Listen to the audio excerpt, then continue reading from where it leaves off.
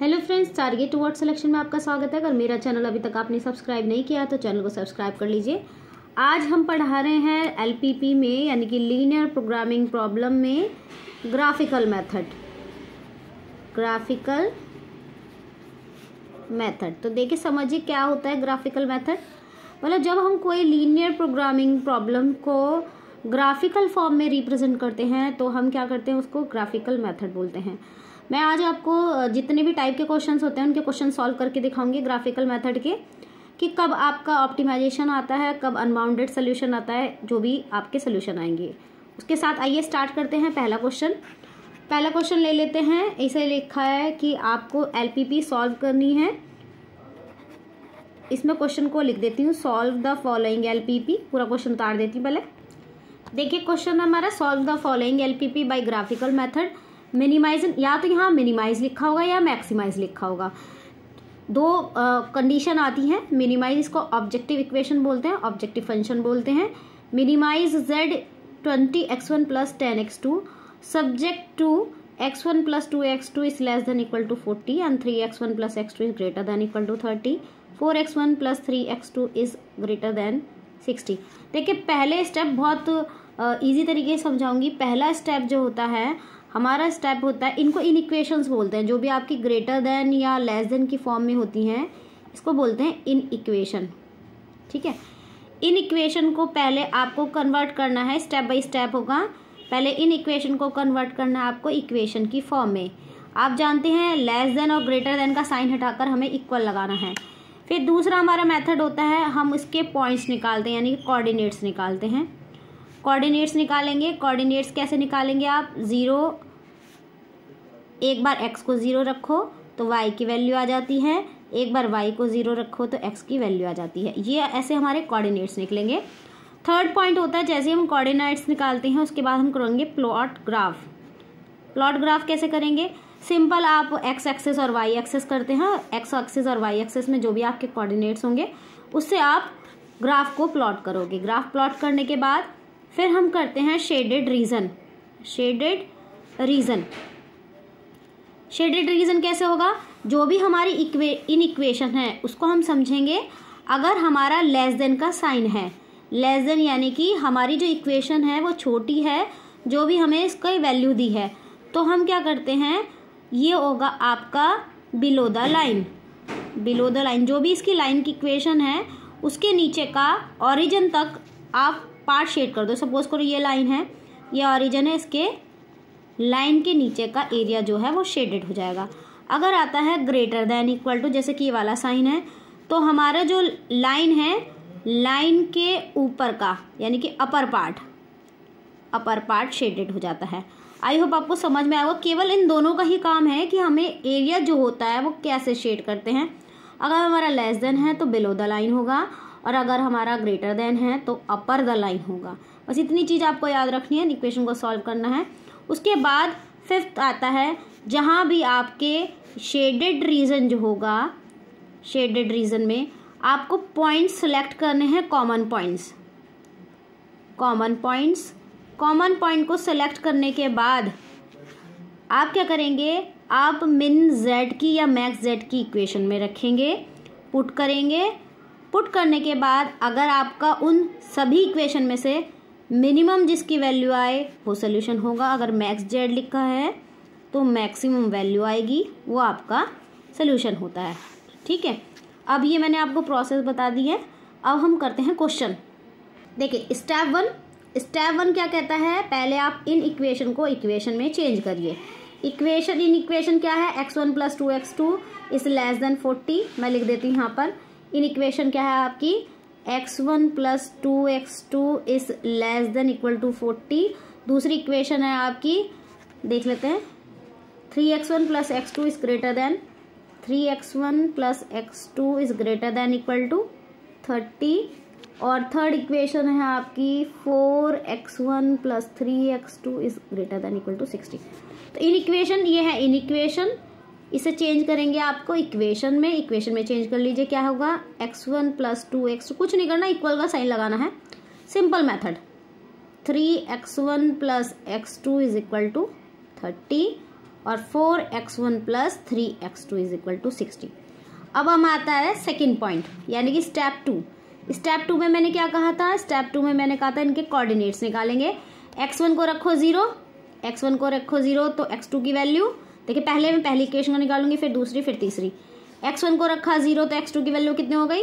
20 भैया ना, 2x2 is equal to 40, x2 यानी कि 20। अब की बार क्या रख रही हूँ, यानी कि मेरा पॉइंट आया 0,20। सेम अब मैं क्या रखी हूँ, x2 की वैल्यू 0, x2 की इसी इक्वेशन के लिए काम कर रहे हैं अभी, पहली वाली इक्वेशन के लिए, पहली इक्वेशन के लिए x2 की वैल्यू 0 रखा, तो x1 की वैल्यू कितनी आ गई? 40। यानी कि हमारे पास पॉइंट्स क्या हो गए? 40,0। ये पहली इक्वेशन के लिए, दूसरी इक्वेशन के लिए भी काम कर लेते हैं। मैंने रखा x1 को 0, तो x2 की वैल्यू कितनी हो गई? 30, यानी कि 0,30 वैल्यू हो गई। x2 को रखा 0, तो x1 की वैल्यू कितनी हो गई? 10। देख लीजिए, x2 को 0 रखा, तो x1 की वैल्यू हो गई 10, यानी कि हमारे पॉइंट्स कितने हो गए? 0 और ये हो गया 10। ओके, अब हम थर्ड इक्वेशन के लिए निकाल लेते हैं, यानी कि 4x1 प्लस 3x2, मैं लिख नहीं रही यहाँ पर, डायरेक्ट रख रही हूँ। x1 इक्वल टू 0, तो x2 की वैल्यू कितनी हो गई? 30, और x2 को रखा 0, देखिए 0 रखी है, तो x1 की वैल्यू कितनी हो गई? 15। ठीक है, तो यहाँ कितने पॉइंट्स बने? 0,30 और 15,0, 15,0। अब मुझे करना है ग्राफ प्लॉट, तो मैं अगले पेज पे ग्राफ प्लॉट करती हूँ और इन पॉइंट्स को लिख लेती हूँ। देखिए, मैंने लिखी है पॉइंट लिखने के बाद अब मुझे करना है ग्राफ प्लॉट। मैंने हर एक इक्वेशन के इसके आगे लिख दिए। ग्राफ प्लॉट करो, सीधा सीधा सिंपल सा है, क्योंकि आप स्केल और थोड़ा से पेंसिल से खींचोगे तो ये सही खींचेगा। मैंने यहाँ लगाया 0, क्योंकि देखिए ये है मेरा x1 और ये मेरा x2, यानी कि x और y एक्सिस है। पहले पॉइंट्स कर लेती हूँ, देखना x1 के लिए पॉइंट कितने हैं? 40 है, 10 है, 15 है, यानी कि मैं मार्जिन दे रही हूँ 10 का। ये 10 हो गया, ये 20 हो गया, ये 30 हो गया, ये 40 हो गया। इसी तरीके से यहाँ भी ऐसे दे देती हूँ, इक्वल में। ये हो गया 10, ये हो गया 20, ये हो गया 30 और ये हो गया 40। ओके, अब मेरा ग्राफ प्लॉट हो जाएगा। देखिए, पहले ग्राफ प्लॉट करते हैं। पहला पॉइंट, इसमें ना साइड में ही आप रफ में लिख सकते हैं। देखिए, ये है x2 की वैल्यू, ये है x1 की वैल्यू, यानी कि हमारा कहीं ना कहीं पॉइंट है 20 और 40 और 20। इसे ये 10 और 30 और ये हो गया आपका 15 और 20। आपको इसी पे ग्राफ प्लॉट करने हैं। आप करिए ग्राफ प्लॉट। पहला है 40 से लेकर 20, यानी कि x1 पर 40 और इस पर 20। तो सिंपल आप सीधी एक लाइन खींच दीजिए। मैं यहाँ खींच रही हूँ लाइन, देखिए मैंने सीधी लाइन खींच दी है। अब दूसरा क्या है? 10 और 30, 10 और 30, यहाँ भी एक लाइन खींच देंगे, सीधी सी खींच देती हूँ यहाँ पर लाइन। देखिए मैंने लाइन खींच दी। अब 15 और 20, 15 का है हमारा, अगर हम देखेंगे तो यहाँ हुआ 15 और ये 20, इसकी लाइन भी खींच देती हूँ। ये खींच गई लाइन। आप स्केल से खींचेंगे, मैंने विदाउट स्केल खींची है तो थोड़ी सी हल्की सी तिरछी आ गई है, बट आप स्केल से खींचेंगे तो सीधी सीधी लाइन आएगी। ये हमारा हो गया काम। अब हम इस जो इक्वेशन है उस पर पॉइंट्स लिख देते हैं और उसकी इक्वेशन की लाइन लिख देते हैं। यानी कि ये क्या है? 40,0। ये 40,0 क्यों लिखा? क्योंकि देखिए ये x1 एक्सिस पर है, x2 पर नहीं है, तो इसलिए मैंने x2 को यहाँ 0 दिखा दिया। ये मेरे कितना हुआ? यहाँ लिख देते हैं 15,0। ये वाला पॉइंट कितना हुआ? 10,0। ठीक है, ये वाला पॉइंट क्या हुआ? 0,20 और ये वाला पॉइंट कितना हो गया? 0,30। अब हमें क्या करना है? अब हमें करना है शेडेड रीजन। शेडेड रीजन कैसे करते हैं? देखिए मैंने कहा था कि अगर मेरा लेस देन का साइन है तो हम नीचे करेंगे इस तरीके से लाइन के, और अगर ग्रेटर का साइन है तो अबव करेंगे। पहले वाले में क्या हमारा साइन देखने लगा, क्वेश्चन में क्या था हमारा? Less than equal to. Less than equal to में हमने क्या करना है? लाइन के नीचे। और इक्वेशन लिख लेती हूँ। देखिए ये 40 और ये 30 वाली है, तो पहले पॉइंट 40 और 20 वाली, सॉरी 40 और 20 वाली, तो ये इक्वेशन कौन सी हुई? x1 plus x2 is equal to 40। ये रहा। दूसरी इक्वेशन के पॉइंट थे 30 और 10, 10 और 30 वाले, 10 और 30 वाले, यानी कि ये कहीं ना कहीं इक्वेशन कौन सी होगी? छोटी सी लिख लेती हूँ यहाँ पर। ये आपकी इक्वेशन है 3x1 plus x2 is equal to 30 वाली लाइन। और ये जो लास्ट वाली इक्वेशन है, ये इक्वेशन जो है वो ये है वाली इक्वेशन है 4x1 plus 3x2 is equal to 60 वाली।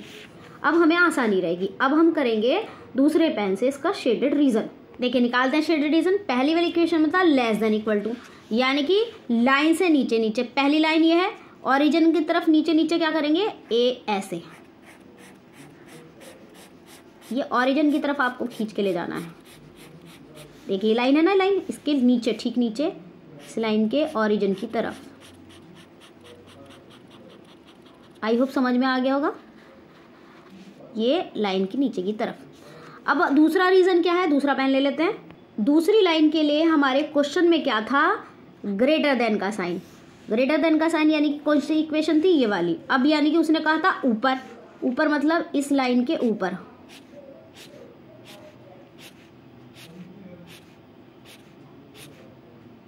देखिए लाइन कौन सी जा रही है, एल जा रही ना, 10 वाली।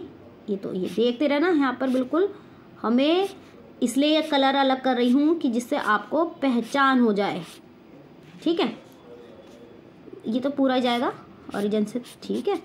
अब देखिए थर्ड वाला देखेंगे। अब थर्ड वाले में भी क्या था, ग्रेटर का साइन था। अब देखिए थर्ड वाले में देखना कैसे कर, थर्ड वाले की लाइन कौन सी है, थर्ड वाले की लाइन है ये वाली, ये जो लाइन आ रही है ये वाली, ये वाली लाइन, ठीक है। अब हम इसका, क्योंकि ये भी ग्रेटर है तो अबव के ऊपर ये लाइन है ऊपर, ये लाइन देखिए हम कैसे करेंगे, ए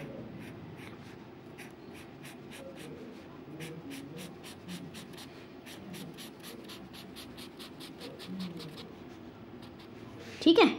अब आप देख सकते हैं कि कहाँ पर कॉमन है, कॉमन मतलब जिसमें तीनों कलर आए हैं। अभी चेक करते हैं तीनों कलर कहाँ पर आए हैं। अब आप ध्यान से देख रहे हैं तीनों कलर कहाँ पर है, देख रहे हैं यहाँ पर पीला भी है, हरा भी है, लाल भी है, यानी कि मेरा रीज़न ये वाला। देखिए कहाँ तक जा रहा है, इसमें केवल हरा और पीला है, लाल नहीं है, ये मतलब पिंक कलर नहीं है। यहाँ पिंक कलर है, यहाँ कलर है, यहाँ कलर है, यहाँ कलर है, यहाँ कलर है, यहाँ कलर है, इधर कलर। देखिए इसमें भी 2 कलर आ रहे हैं, केवल पीला और जो ये पिंक कलर का है। तो देखिए फिजिबल रीज़न आपके सामने शेडेड हो रहा है, यानी कि फिजिबल रीज़न कैसे बनेगा पूरा अलग दिखा देती हूँ। ये देखिए कैसा है, एक तो ये हो गया, ठीक है। एक लाइन गई तुम्हारी ये वाली, ठीक है। एक लाइन गई ये वाली, और एक हो गया आपका ये पूरा रीज़न, ये पूरा रीज़न, यानी कि आप यहाँ से लेकर यहाँ तक और यहाँ तक ये पूरा रीज़न हो जाएगा।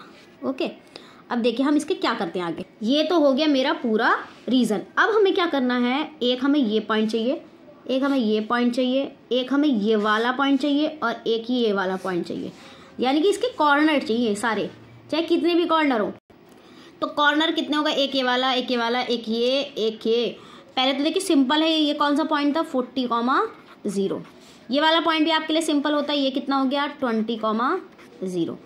ये पॉइंट देखिए, ये पॉइंट क्या होगा, देखिए ज़रा ध्यान से देखिए, ये वाला जो पॉइंट मिल रहा है वो इस लाइन और इस लाइन के इंटरसेक्शन पॉइंट से मिल रहा है।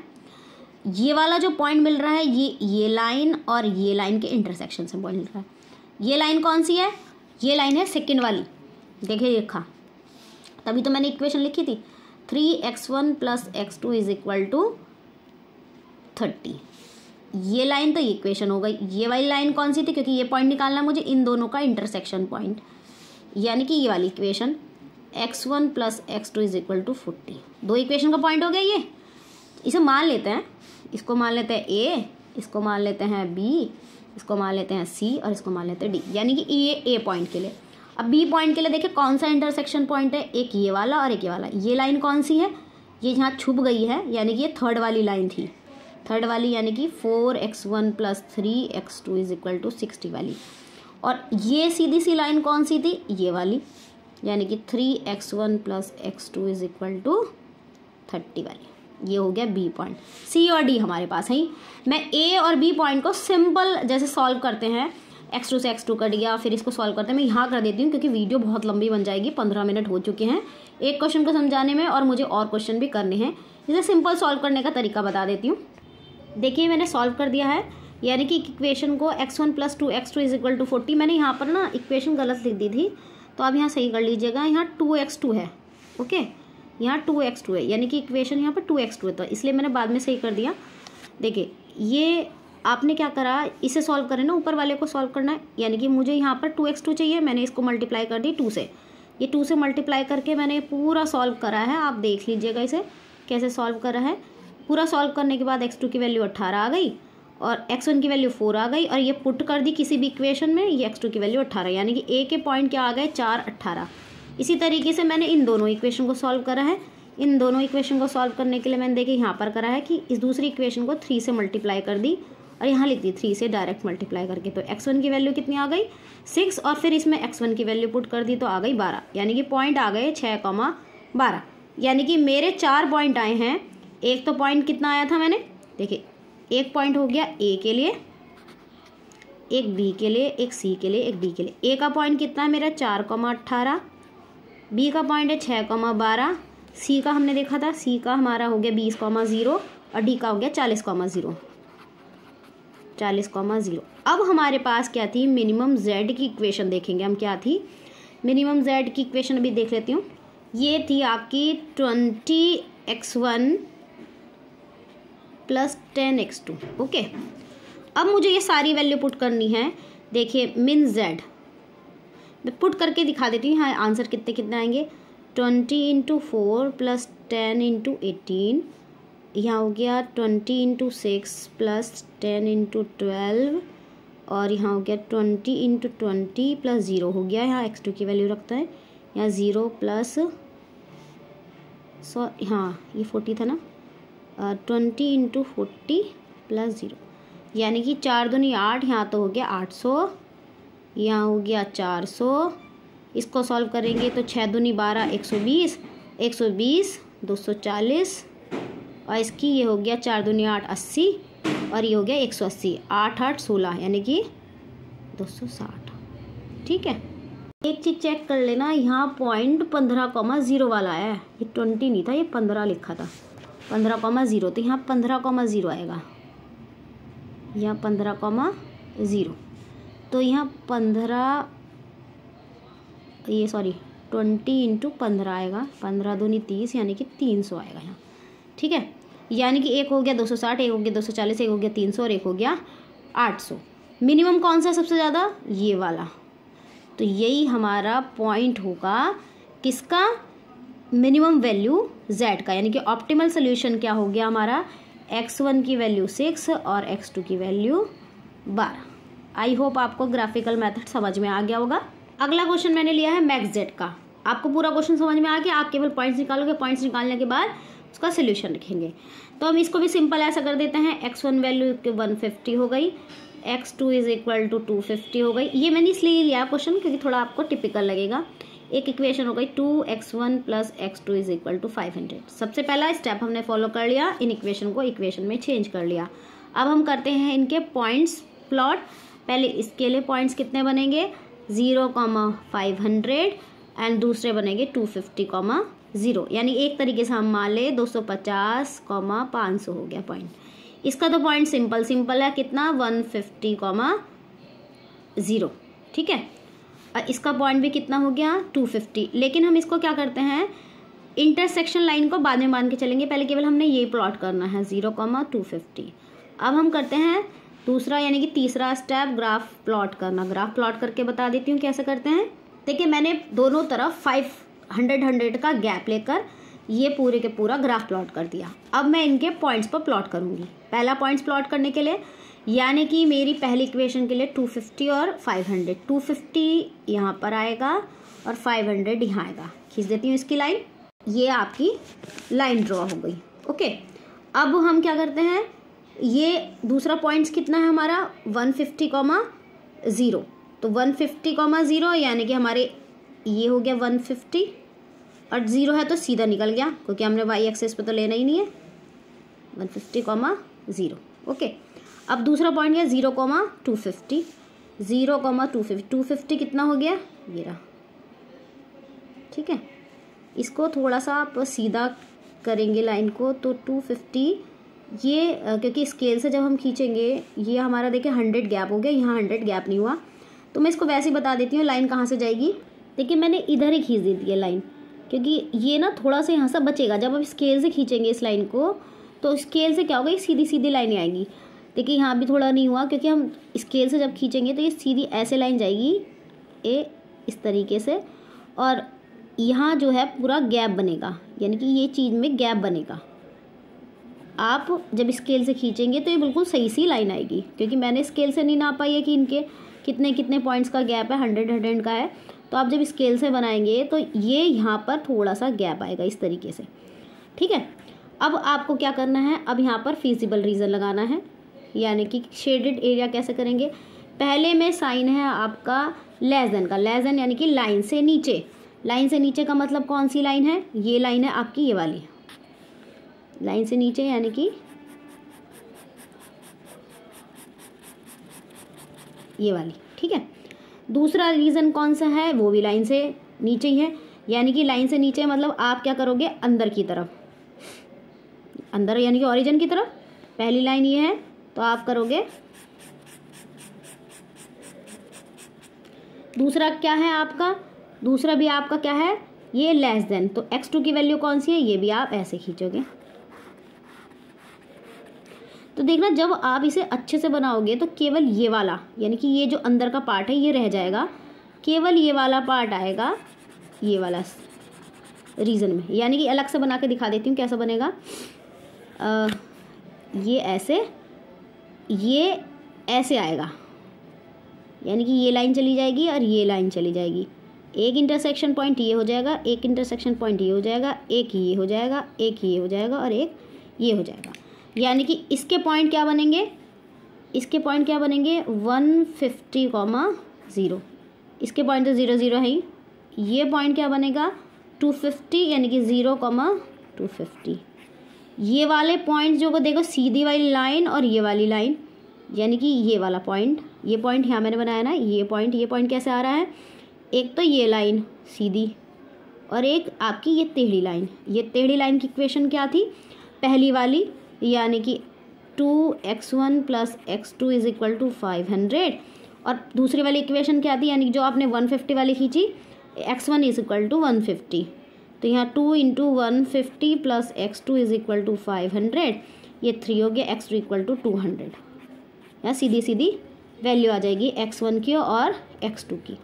क्लियर, यानी कि आपका कॉमन क्या पॉइंट हो गया 150, 200। इसी तरीके से जब आप ये वाली निकालोगे, देखना ये वाली, एक ये लाइन और एक ये टेढ़ी लाइन। टेढ़ी लाइन कौन सी थी, ये वाली, यानी कि पहली वाली 2x1 + x2 = 500, और दूसरी वाली लाइन थी 250 वाली, यहाँ 250 की वैल्यू रख देना, 2x1 + 250 = 500, यानी कि 2x1 = 250 और x1 = 125, यानी कि पॉइंट्स क्या हो गए 125, 250, यानी कि मेरे पास 3-4 पॉइंट हो गए।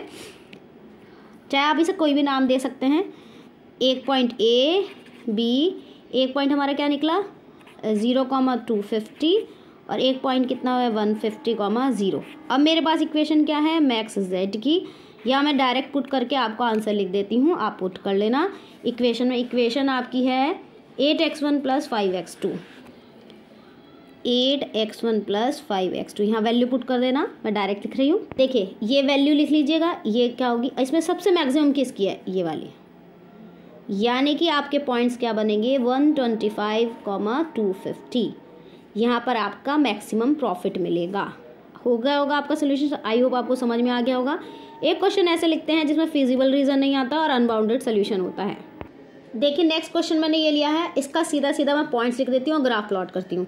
इसके पॉइंट्स क्या हैं आपके, एक तो हो गया, देखिए 0 रखेंगे यहाँ पर, x2 की वैल्यू 0 रखेंगे तो उसकी हो गई 2 वैल्यू। पॉइंट्स लिख देती हूँ सीधे सीधे, डायरेक्ट आप उसमें से देख लीजिएगा 0 रखकर, क्योंकि इतना बहुत ज़्यादा लंबी वीडियो बन जाएगी, इसलिए मैं केवल पॉइंट्स लिख रही हूँ और ग्राफ प्लॉट करके दिखा रही हूँ। देखिए ये मैंने क्या करा, पॉइंट्स निकाल दिए हैं, आप देखकर एक बार निकाल सकते हैं, पॉइंट्स निकाल दिए और इसमें केवल सोल्यूशन लिखा है मैंने। अब मैं ग्राफ प्लॉट करूँगी, ग्रेटर देन का मतलब above the line, greater than का मतलब अबव द लाइन। पहली इक्वेशन कौन सी है, यानी कि 2,10 पॉइंट, 2,10 पॉइंट, तो देखिए कहाँ जाएगा ग्राफ,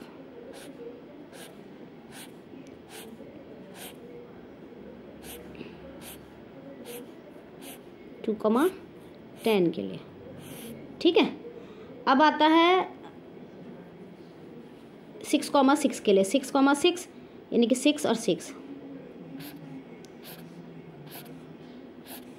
ठीक है। अभी तक ये वाला कॉमन बन रहा है, ठीक है। अब आता है हमारा कौन सा 12,3, ये 12 है और ये 3 है, यानी कि ये आप देख रहे हो कॉमन, इसमें 3 लाइन है, देखिए 3 लाइनें बना देती हूँ। कहाँ है, कौन सा रीज़न है, ये वाला और ये वाला, ठीक है। इसमें 3 रीज़न है। तो ये देख रहे हैं आप, इसका कहीं लिमिटेशन पॉइंट ही नहीं है, कहीं इंटरसेक्शन पॉइंट मिल ही नहीं रहा कि ये कहाँ ख़त्म है। तो हम कहते हैं कि ये वाला जो सोल्यूशन है, आप पहले इसकी वैल्यू निकाल देना, मिनिमम आएगी आपके पॉइंट पर जब आप इंटरसेक्शन पॉइंट निकालोगे।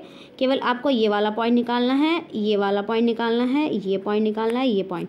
एक पॉइंट आएगा इसमें 1,5 इंटरसेक्शन पॉइंट निकालने के बाद, तो यहाँ मिनिमम वैल्यू आएगी। लेकिन आप क्या करोगे, लेकिन अगर इसमें मैक्सिमम आता, ये तो मिनिमम है, मिनिमम तो नीचे की वैल्यू होती है, नीचे आ गया। लेकिन अगर यहाँ पर इस मैक्सिमम वैल्यू में, क्योंकि मैक्सिमम में मिनिमम वैल्यू तो ये हो गई, लेकिन मैक्सिमम वैल्यू अगर हम अटेंड करेंगे, यानी कि इस पर अटेंड करेंगे, तो इसका इनफाइनाइट मैनी सोल्यूशन होगा, क्योंकि ऊपर जाके मिल ही नहीं रहा मैक्सिमम में। इसलिए मैक्सिमम सोल्यूशन में क्या होगा, इनफाइनाइट मैनी सोल्यूशन होगा, यानी कि इन्फिनिटी पर जाकर इसका मैक्सिमम पॉइंट मिलेगा, हमें नहीं पता। ये सोल्यूशन हो गया। एक क्वेश्चन और है मेरे पास, देखिए ये भी क्वेश्चन है एक, इस वाले क्वेश्चन में आप देख रहे हैं ये रीज़न में क्या है कि जब हम x1 माइनस x2 की वैल्यू ग्रेटर दैन लेते हैं, ये वाली लाइन है और एक ये वाली लाइन है, ये x1 माइनस x2 वाली है और ये x1 प्लस x2 वाली है। जब इसकी लाइन लेंगे, क्योंकि अबव का पोर्शन है तो ये ऊपर जाएगा, देख रहे हैं, ये ऊपर जाएगा, और जब ये है तो ये भी ऊपर की तरफ जाएगा। तो इन दोनों का अनबाउंडेड है, कोई बाउंड हो ही नहीं रहा, किधर भी नहीं जा रहा इनका सोल्यूशन, ये अनबाउंडेड है। जैसे मैंने अभी प्रॉब्लम बताई, अनबाउंडेड सोल्यूशन का मतलब क्या हो गया कि ये इसका सोल्यूशन भी इनफाइनाइट तक जाएगा। ये दोनों क्वेश्चन ऐसे थे कि जो ज़्यादातर अगर एग्ज़ाम में आ जाएं तो आप उलझ जाते हैं कि क्या करें, तो इनफाइनाइट है। आई होप आपको वीडियो बहुत पसंद आई होगी। हम अगले सेक्शन में सिंप्लेक्स मेथड भी ला सकते हैं अगर आपको वीडियो पसंद आती है स्टैटिस्टिक्स की। वैसे तो हमारा कॉम्प्लेक्स नंबर चल ही रहा है। अगली वीडियो के साथ मिलते हैं। Thank you so much.